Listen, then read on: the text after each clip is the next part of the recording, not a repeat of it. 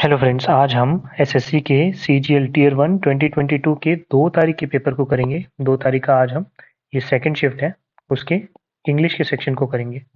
इससे पहले मैं 1, 12, 22 के चारों शिफ्ट के इंग्लिश और रीजनिंग के वीडियोस बना चुका हूँ। आपको उन सारे वीडियोस के लिंक डिस्क्रिप्शन में मिल जाएंगे।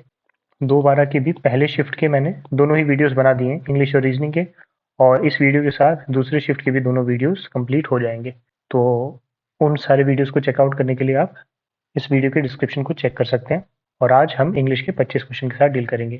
तो चलिए इंग्लिश के पहले प्रश्न के साथ शुरू करते हैं। तो यहाँ से इंग्लिश का सेक्शन शुरू होता है। क्वेश्चन नंबर फर्स्ट देखिए क्या कह रहा है।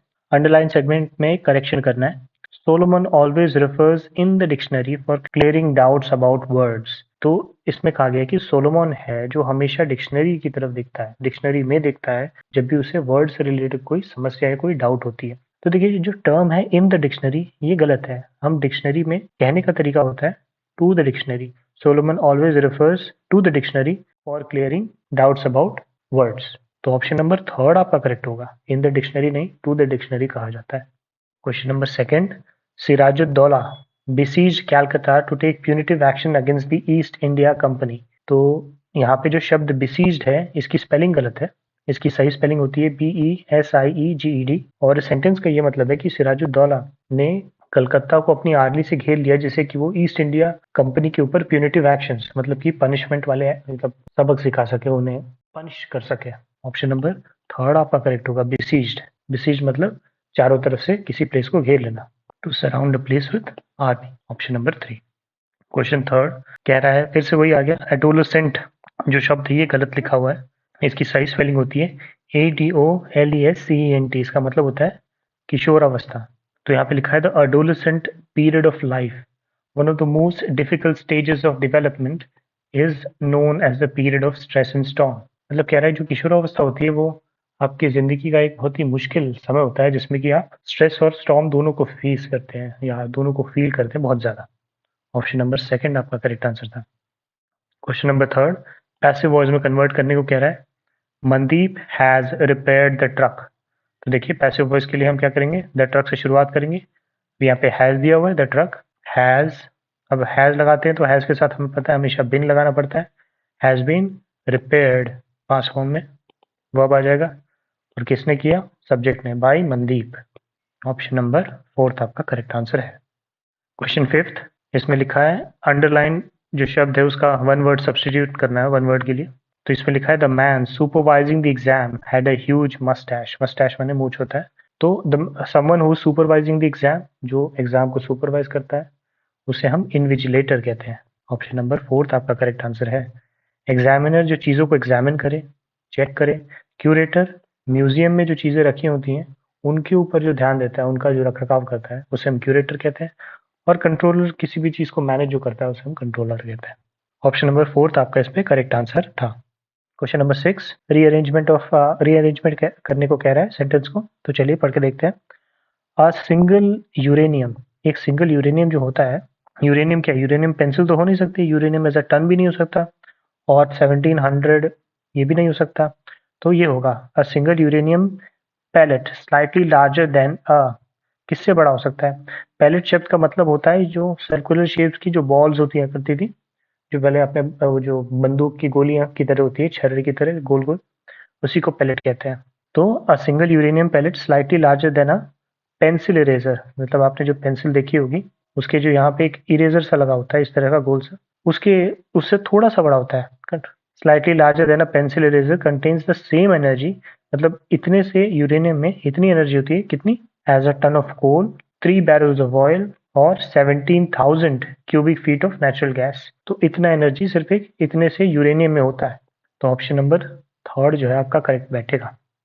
क्वेश्चन सेवन, डायरेक्ट फॉर्म में कन्वर्ट करने को कह रहा है।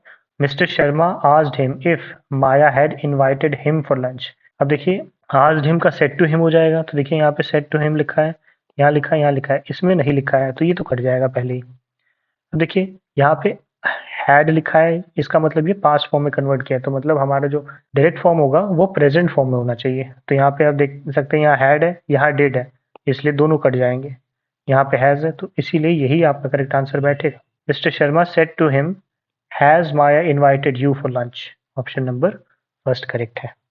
क्वेश्चन 8 कह रहा है इलनेस जो शब्द है उसका सिनोनिम बताने के लिए पढ़ के देखते हैं। Listening to the news of his father's illness Soman left for home with a heavy heart. मतलब अपनी पिता के बीमार होने की खबर सुनने के बाद सोमन अपने मतलब जहाँ भी वो कहीं बाहर रहता होगा वहां से हैवी हार्ट से गया। तो इलनेस के लिए जो शब्द है वो है सिकनेस, मतलब बीमार रहना।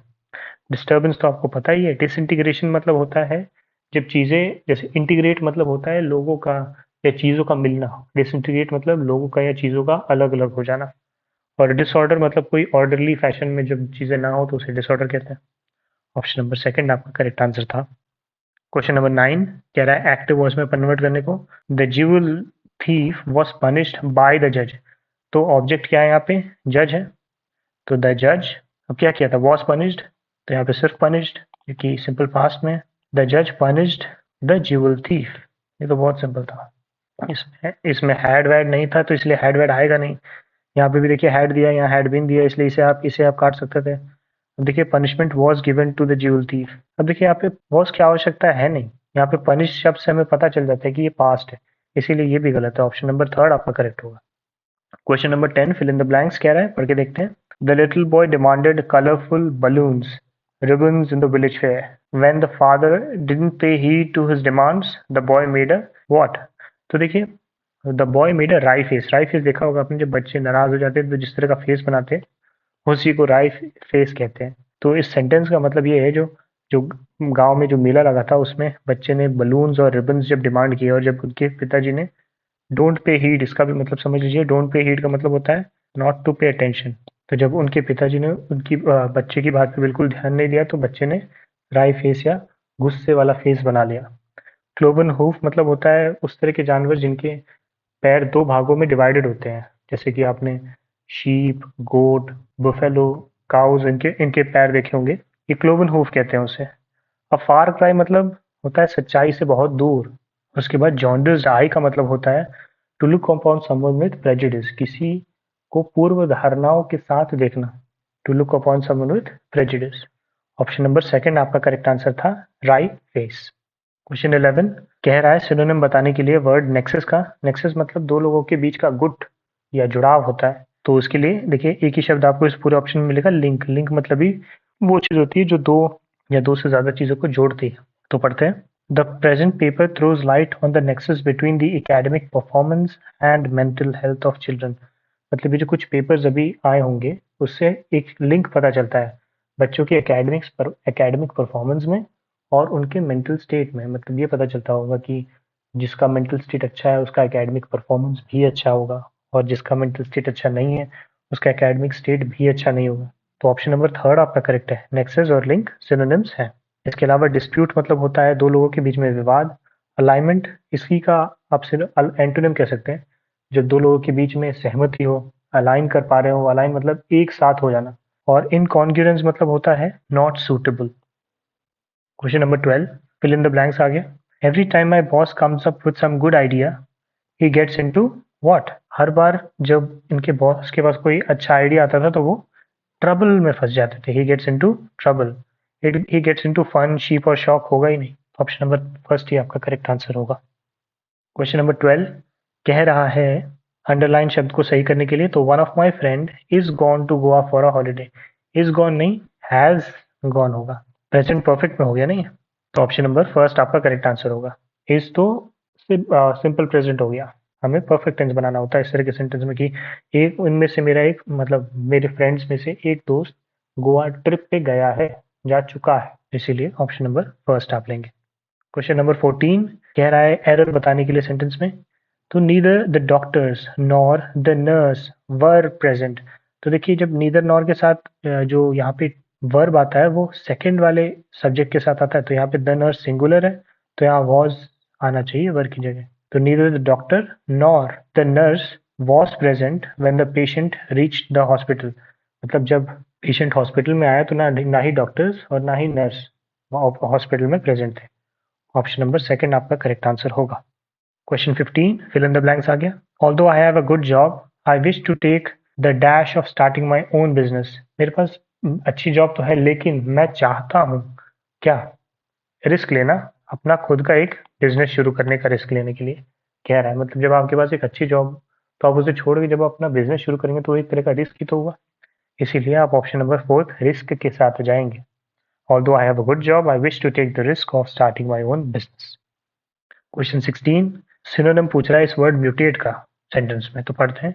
If we want to progress we must sometimes embrace what. Mutate मतलब होता है परिवर्तन लाना, तो यहाँ पे शब्द हो जाएगा चेंज। अगर आपको प्रोग्रेस करना है जिंदगी में तो आपको अपने लाइफस्टाइल में चेंजेस लाने होंगे। ऑप्शन नंबर थर्ड आपका करेक्ट आंसर है। रेप्लिकेट मतलब किसी किसी वर्क को कॉपी करना होता है, या किसी फाइल को कॉपी करना भी रेप्लिकेट हो गया। इमिटेट मतलब किसी आदमी के मतलब बोल चाल या चलने या अलग किसी भी तरह के ढंग को कॉपी करने को हम इमिटेट कहते हैं। और इंसाइज मतलब होता है कट करना, cut into a surface. Option number third आपका करेक्ट आंसर था। क्वेश्चन 17 इसमें कह रहा है finally here are a few examples of the passages and their presses. तो इसमें आपको of passages and their presses का सब्स्टिट्यूशन देना है। तो देखिए ऑफ पैसेज सही है, यहाँ पे बाई पैसेज लिखा है तो ये गलत हो गया। यहाँ पे भी ऑफ पैसेजेस लिखा है, यहाँ पे भी ऑफ पैसेज लिखा है। एंड देयर प्रेस ही होना चाहिए, देयर। तो एंड यहाँ पे देखिए, यहाँ देयर दूसरा वाला देयर लिखा है। अब ये इसलिए गलत हो जाएगा, प्रेसिस तो पहले से प्लूरल और सिंगुलर में प्रेसी ही होता है, और यहाँ पे देयर शब्द यूज किया है इसलिए ये दोनों गलत हो गया। मतलब कि option number fourth already correct है। मतलब ये सेंटेंस में कोई एरर है ही नहीं। प्रेसी का प्लूरल भी प्रेसी ही होता है, यही शब्द। Option number fourth. क्वेश्चन 18 कह रहा है सेंटेंस को अरेंज करने के लिए, तो पढ़ते हैं। As a boy Elon was a keen reader and learn how to code computers. मतलब जब एलॉन मस्क छोटे थे तो वो बहुत कीन रीडर थे, बहुत उन्हें रीडिंग करना बहुत पसंद था, और ये भी जानना पसंद था कि मतलब वो कंप्यूटर में कोड कैसे किया जाता है। He even made his own video game called Blaster. उन्होंने अपना एक वीडियो गेम खुद का बनाया जिसका नाम था ब्लास्टर। बाद में later he move to Canada and then the United States, setting up his first company with his brother Kimbal in 1995। बाद में वो कनाडा चले गए और उसके बाद यूनाइटेड स्टेट्स चले गए, जहाँ पे उन्होंने अपनी ब्रदर के साथ मिलकर अपनी खुद की पहली कंपनी बनाई 1995 में। But after some time he sold the company to create a company called x.com। बाद में उन्होंने जो पहली कंपनी बनाई थी उसे बेच के एक दूसरी कंपनी बनाई जो कि x.com के नाम से थी। तो ये सेंटेंस ऑल ये जो सारे PQRS है ऑलरेडी अरेंज्ड है। ऑप्शन नंबर फोर्थ के साथ आप जाएंगे। क्वेश्चन नंबर 19 अंडरलाइन सेगमेंट को फिर से इंप्रूव करने को आ गया। तो यहाँ पे लिखा हुआ है mister Raghav wrecked his brain but couldn't think where he had left the book. Wrecked his brain का मतलब हो गया थॉट वेरी हार्ड, बहुत ज्यादा दिमाग से सोचा। तो mister Raghav thought very hard but couldn't think where he had left the book. उन्होंने कहाँ किताब रखी थी वो भूल चुके थे, तो उसी चीज को बहुत ज्यादा सोच रहे थे। ऑप्शन नंबर फर्स्ट आपका करेक्ट आंसर है। क्वेश्चन नंबर 20 एंटोनिम पूछ रहा है शब्द अनप्रेसिडेंटेड का। अनप्रेसिडेंटेड मतलब होता है जिसके बारे में आपको कोई जानकारी ना हो, आपको कुछ पता ना हो। तो इससे रिलेटेड एक वर्ड मिल रहा है हमें यहाँ पे फेमिलियर। फेमिलियर मतलब जिसके बारे में आप जाने, जो पता हो। पढ़ के देखते हैं। The recent disaster of unprecedented flood in June 2013 in the state of Uttarakhand devastated many towns and villages on the banks of the river Bhagirathi, Pindar, Mandakini, Alaknanda and Sarju. तो देखिए 2013 में जो अनप्रेसिडेंटेड मतलब जिसके बारे में कोई जानकारी ना हो, उस तरह के फ्लड्स आए थे 2013 जून में उत्तराखंड में, जिससे कि जो नदियों के पास के जितने भी गांव थे वो पूरी तरह से ध्वस्त हो गए थे। कौन कौन सी नदियां थी? भागीरथी, पिंडार, मंदाकिनी, अलकनंदा और सरजू, इसके पास के जो गांव थे। तो आपका ऑप्शन नंबर थर्ड फेमिलियर शब्द इसका एंटोनिम होगा अनप्रेसिडेंटेड का। लैकलस्टर मतलब होता है डल या नॉट इंटरेस्टिंग। टार्निश्ड मतलब भी होता है टू बिकम लेस ब्राइट या डल, इसे भी आप कह सकते हैं। और डिरेंज्ड का मतलब होता है behave in an abnormal manner. तो ऑप्शन नंबर थर्ड करेक्ट था। अब हमारे पास एक कॉम्प्रिहेंशन पैसेज आ गया, तो चलिए पढ़ते हैं। Tattooing is a talent that requires a lot of time and dash. तो टैटूइंग एक टैलेंट है जिसके लिए आपको बहुत सारा समय और काबिलियत भी चाहिए, ability. There are many various kinds and dash of tattoos. मतलब बहुत सारे क्या हो सकते हैं? पढ़ के देखते हैं अगले अगले क्वेश्चन में क्या है। There are many and various kinds and genres. Genres मतलब होता है टाइप्स। जैसे आपने म्यूजिक में जॉनरास सुना होगा, जैसे rap, hip hop, blues, R&B, rock, jazz, ये सब होते हैं सॉन्ग्स के टाइप। उसी तरह टैटूइंग के भी अलग अलग टाइप्स होते हैं। Tattooing was and still is a means to communicate someone's thought or life by permanently dash a design of ink and color into their flesh। permanently हम क्या करेंगे? एम्बेड करेंगे देखते हैं नेक्स्ट में, देख सकते हैं आप, permanently embedding a design of ink and colour into their flesh. इसका ये मतलब हो गया कि टैटू का मतलब क्या होता है, वो कम्युनिकेट करना चाहते हैं अपना थॉट या अपने लाइफ के बारे में टैटू के जरिए। लोग बताना चाहते हैं कि मैं इस तरह की चीज फील करता हूँ या मैं इस चीज को सपोर्ट करता हूँ, तब लोग अपने शरीर में टैटू करवाते हैं। ऑप्शन नंबर सेकंड इसका करेक्ट आंसर है। फोर्थ ऑप्शन में देखते हैं, first step in tattooing is to develop an artistic dash and the skill to sketch and create your art work. तो सबसे पहला स्टेप क्या होता है, to develop an artistic attitude. एक आर्टिस्टिक एटीट्यूड तो होना ही चाहिए, मतलब एक नजरिया होना चाहिए कि कैसा टैटू किसी पर्सन पे अच्छा लगेगा या कैसा उसे बनाना चाहिए। Option number third.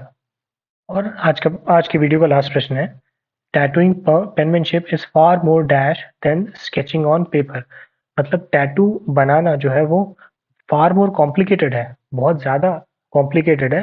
किससे? Sketching on a paper. Paper पे स्केच करने से बहुत ज़्यादा कॉम्प्लिकेटेड है, क्योंकि फ्लैश पे स्केच करना होता है, मिटाने का स्कोप नहीं होता उसमें। इसीलिए ऑप्शन नंबर थर्ड आपका करेक्ट आंसर है। उम्मीद करता हूँ ये वीडियो आपके लिए हेल्पफुल रहा होगा।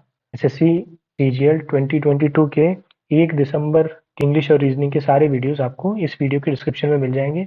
साथ ही साथ 2 दिसंबर के पहले और दूसरे शिफ्ट के इंग्लिश और रीजनिंग के वीडियोस के लिंक भी आपको इस वीडियो में मिल जाएंगे। इसके बाद हम थर्ड शिफ्ट और फोर्थ शिफ्ट कंप्लीट करेंगे, जिससे कि हमारा 2 तारीख के भी सारे वीडियोस कंप्लीट हो जाएंगे और ऐसे ही चलते रहेंगे। आपके एसएससी के एग्ज़ाम बहुत ही जल्द शेड्यूल है, तो इस वीडियो को आप पूरा देखें और अपने फ्रेंड के साथ भी शेयर करें जिन्होंने क्वालिफाई किया है। वीडियो पसंद आया तो आप इसे लाइक कर सकते हैं और इस तरह के कंटेंट के साथ आगे बने रहने के लिए हमारे चैनल को सब्सक्राइब कर सकते हैं। वीडियो के साथ अंत तक बने रहने के लिए बहुत बहुत धन्यवाद।